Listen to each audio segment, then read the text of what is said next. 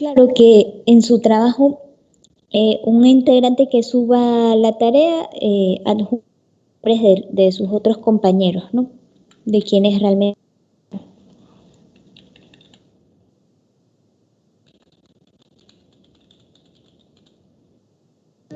¿El nombre lo ponemos solo en el documento o también en el comentario? Sí, póngalo en el. A ver, déjeme ver.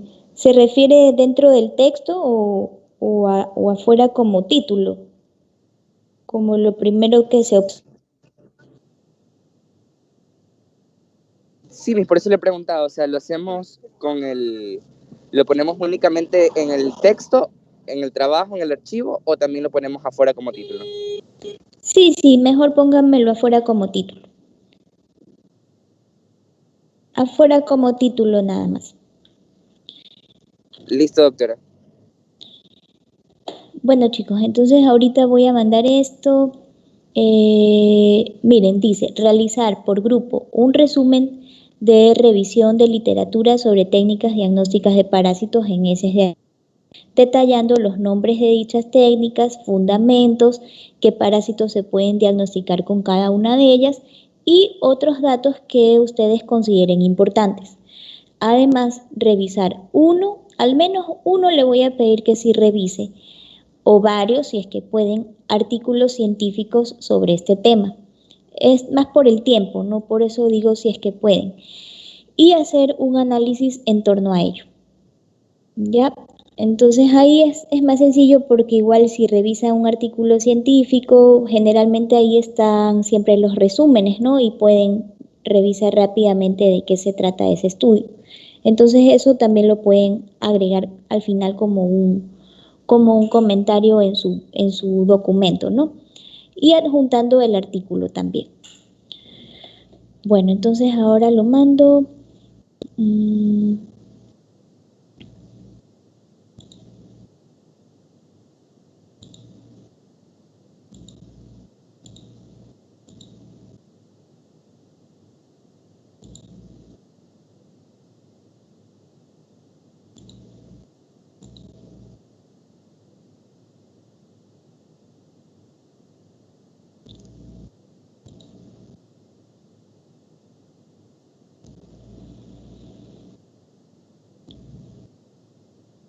Ya chicos, ahí se los mandé.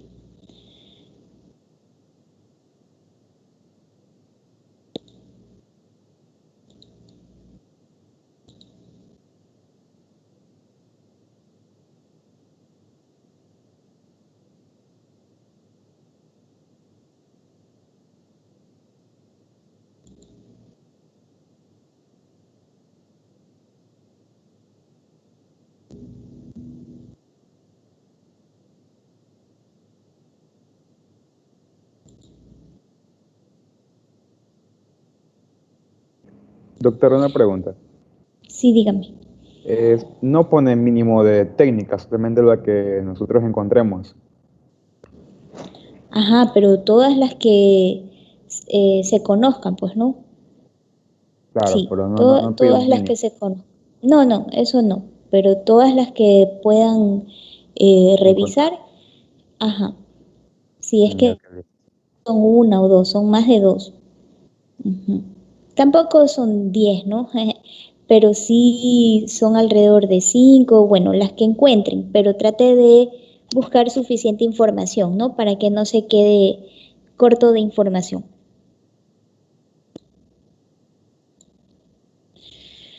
Bueno, ¿alguna otra pregunta?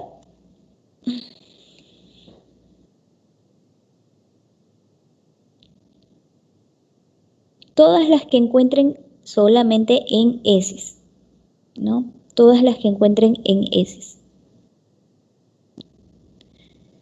Hay un artículo científico que habla sobre un estudio comparativo entre 4 y a esas 4 también le pueden agregar la que mencionamos, el coproparasitario directo, ¿no? Pero no le voy a decir más, eso ya va a depender de ustedes de qué literatura revisen, una página fiable, ¿no? para poder tener buena información. Bueno, chicos, entonces, ¿les parece si nos desconectamos y nos conectamos más tarde, a las 12:30? Listo, doctora. Ahí me avisan si ya... No.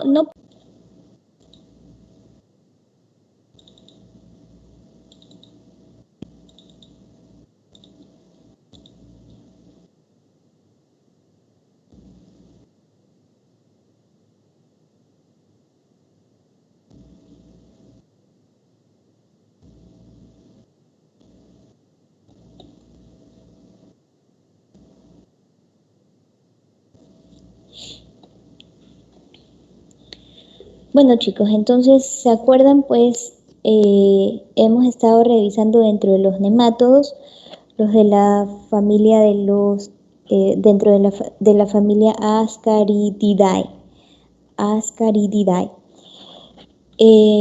Dentro de esos, ¿se acuerdan cuáles estudiamos? Que de hecho hicieron ya un pequeño trabajo también sobre eso, ¿no? El día de ayer. ¿Se acuerdan? Toxocara canis, Toxascaris leonina, Ascarisum, Ascaris lumbricoides. ¿Cuál otro se me escapa? El Toxocara mixtax, Ascaridia galli.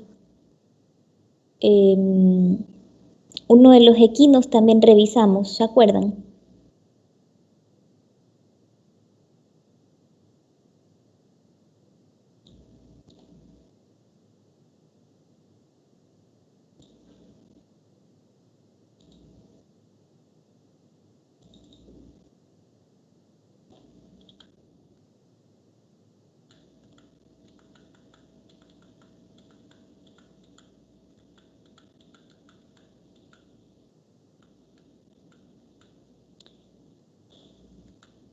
El Parascaris equorum, ese era el Parascaris equorum, y el Neoascaris vitellorum, en bovinos, ¿no?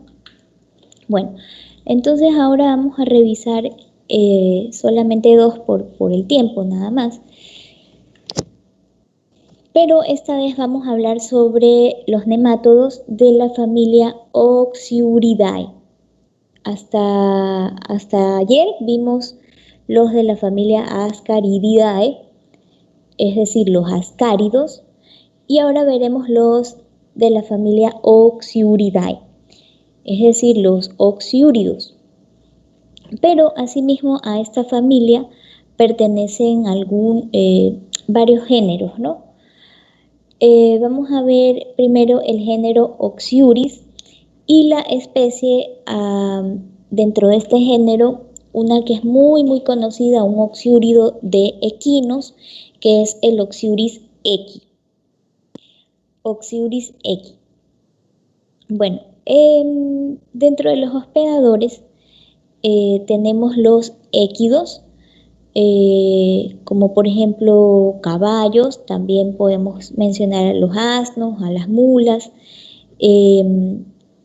équidos silvestres, como la cebra, por ejemplo, e incluso el hombre.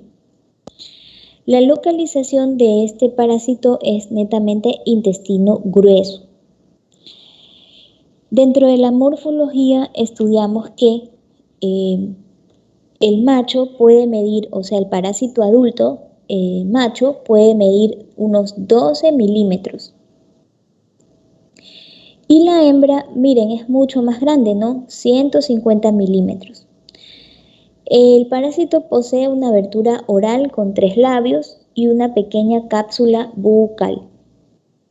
Los machos tienen una extremidad posterior redondeada y las hembras poseen la extremidad posterior puntiaguda y cortante. En el gráfico que ven ahí arriba, ¿qué creen que puede ser un macho o una hembra?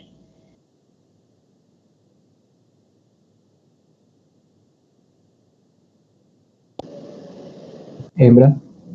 Sí, una hembra.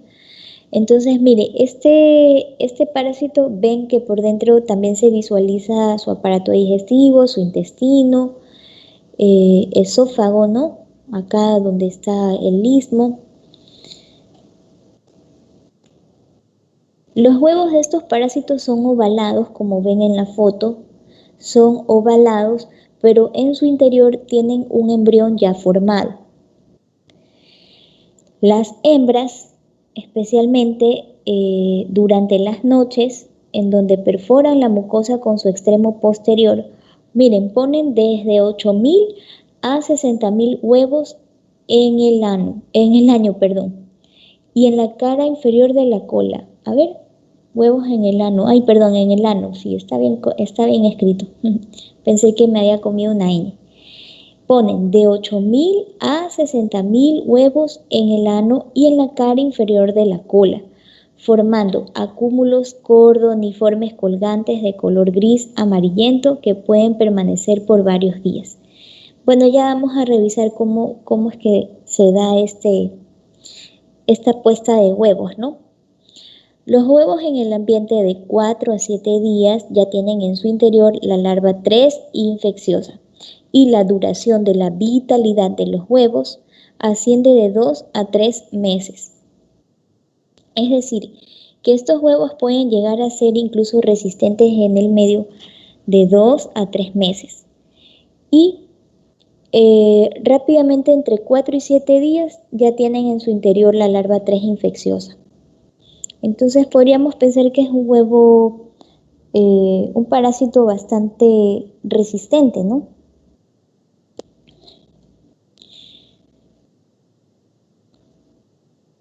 ¿Cómo se lleva a cabo entonces el contagio por este parásito? Si hablamos de que la familia es Oxyuridae, son oxiúridos, recuerden, la enfermedad va a tomar el nombre del parásito, ¿no? La enfermedad se llamará oxiurosis. Oxiurosis. ¿Cómo es que se lleva a cabo el contagio? Se produce netamente por la ingestión de agua y alimentos contaminados con huevos. Es decir, la vía de contagio va a ser feco-oral, ¿no? Feco-oral o netamente por vía oral. Se produce por la ingestión de agua y de alimentos contaminados con huevos. También cuando los équidos lamen las paredes y los pisos de las pecebreras o cuando se les administra alimento en el suelo.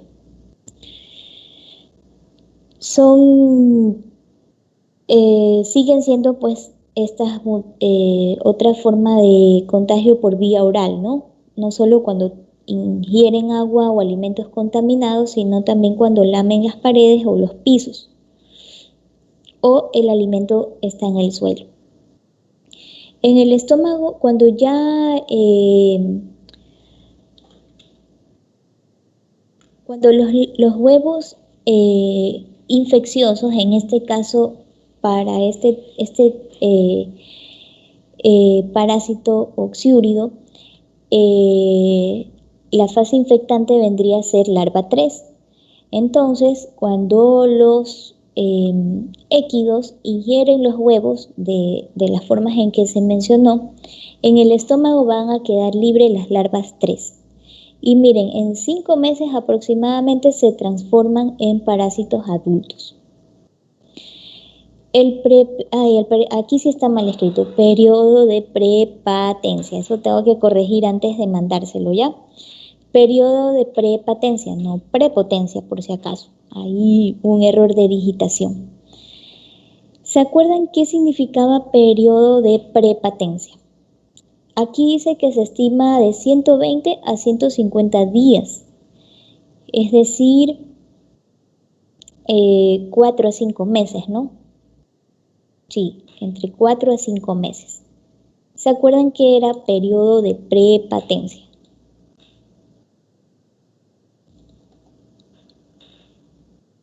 Que no era lo mismo que periodo de incubación.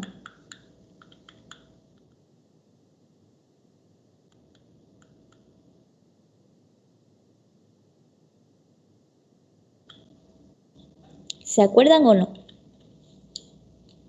Acuérdense que son dos términos diferentes, ¿no? El periodo de incubación es, a ver si alguien respondió. Preparación, entre signo de interrogación, no.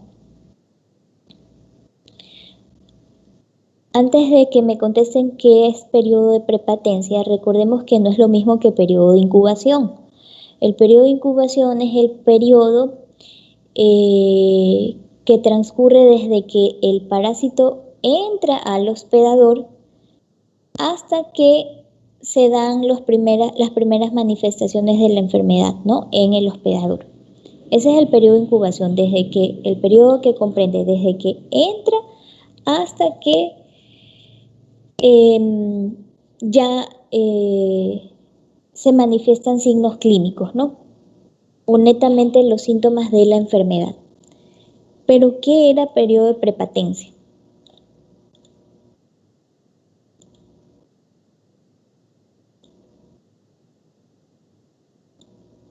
Eso creo que lo vimos en la primera clase.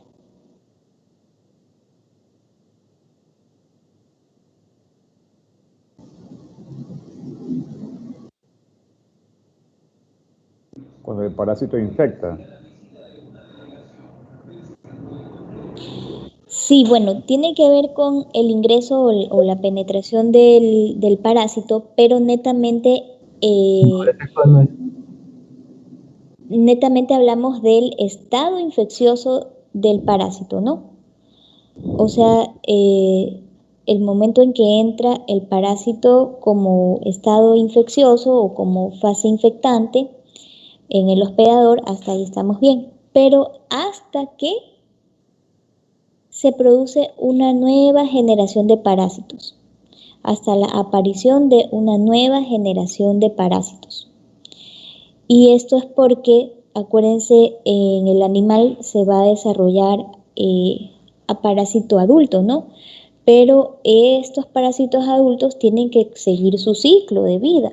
Entonces se van a reproducir, van a nuevamente a poner huevos y de ahí saldrán más parásitos. Entonces es el tiempo desde que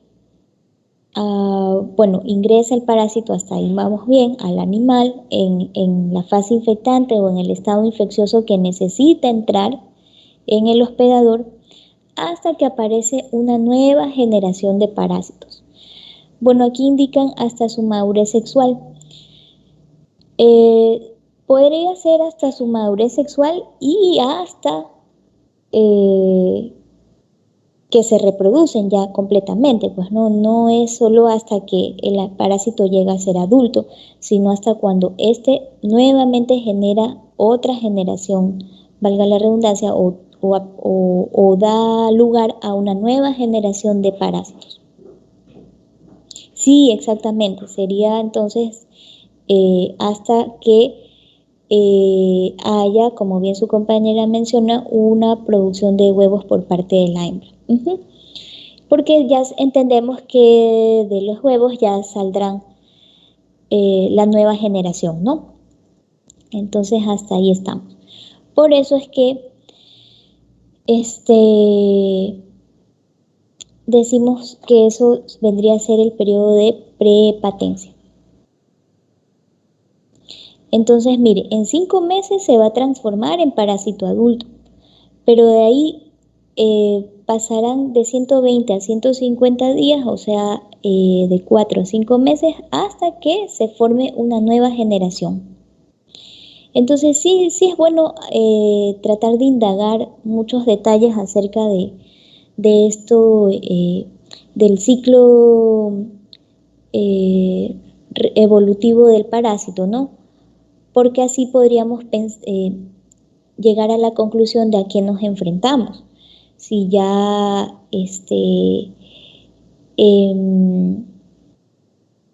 nos podemos enfrentar a ya parásitos adultos o tal vez a una nueva generación, y es cuando ahí tenemos que cortar el ciclo, porque si no, podemos hacer que pensemos que el animal solo tenga estados evolutivos como huevos, ¿no? Y no netamente ya parásitos adultos. Entonces felizmente ahora los antiparasitarios modernos pues cubren todas las fases evolutivas de los parásitos, ¿no? Porque imagínense qué loco sería que solo tengamos al alcance algo que mate huevos, pero no las larvas, ni peor los parásitos adultos. Entonces, muchos de los productos que encontramos tienen capacidad de matar más de un estadio parasitario, ¿no?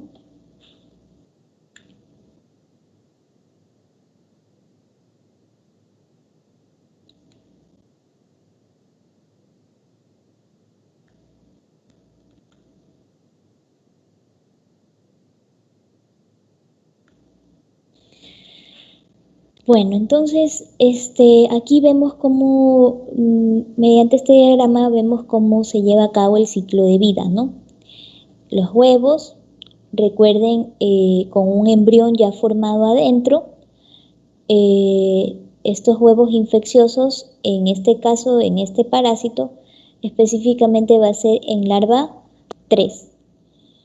Entonces, el animal lo ingiere. Al llegar al estómago, pues la larva 3 queda libre, ¿no? Y se va a alojar directamente al intestino grueso. Entonces, si hablamos de que el parásito se va a alojar,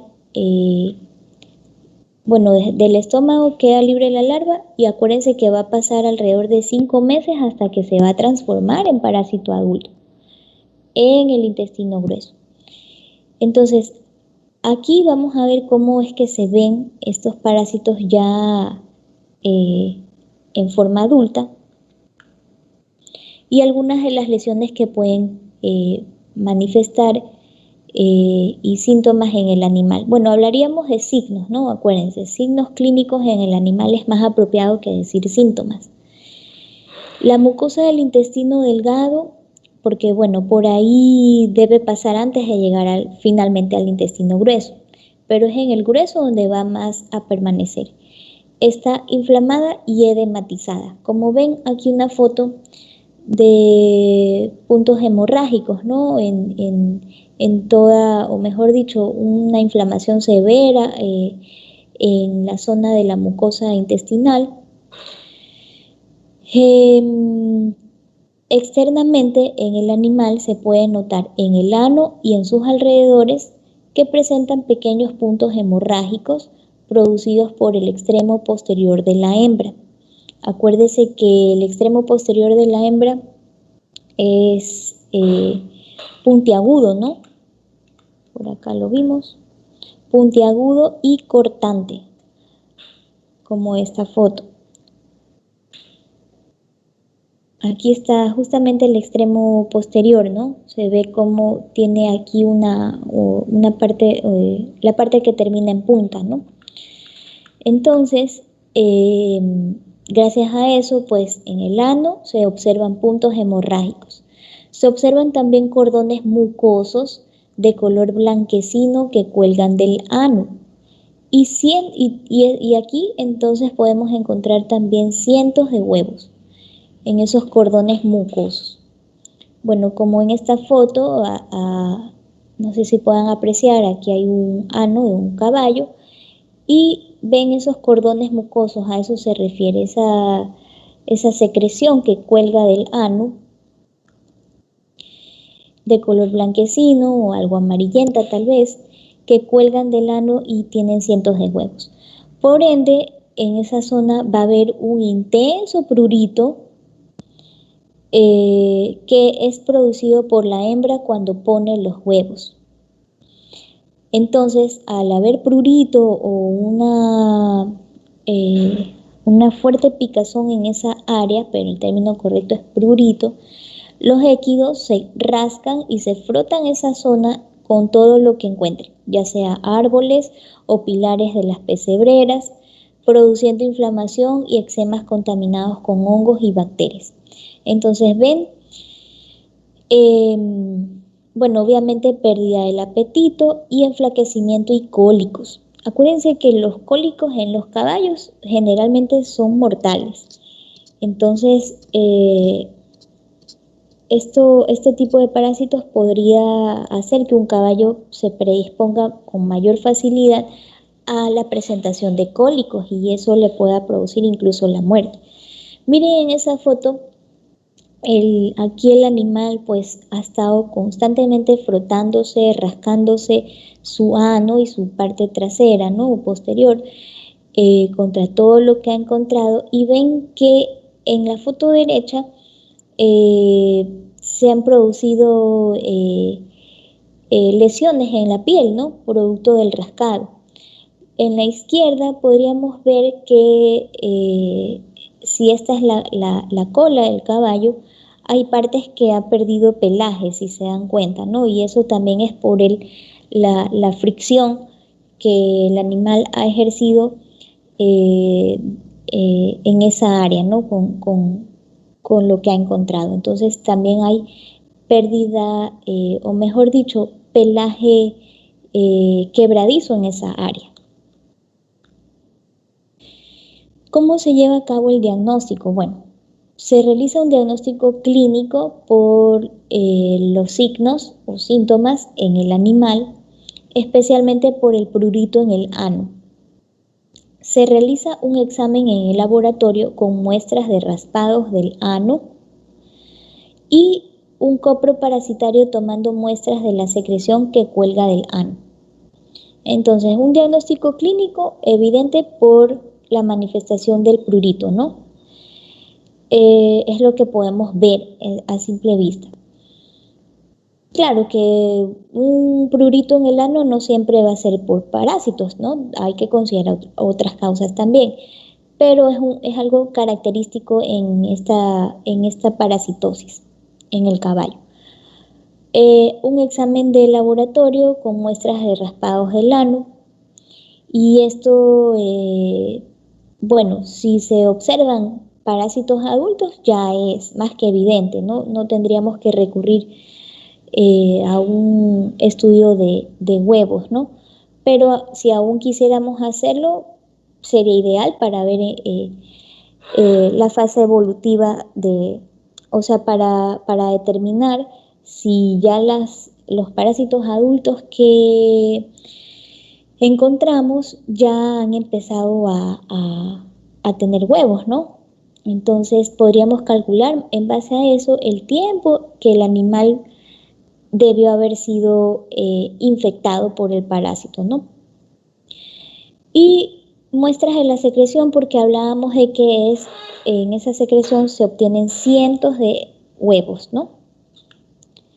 Por último, el tratamiento puede ser a base de tiabendazol a dosis de 70 miligramos kilo o mebendazol a 20 miligramos por kilo.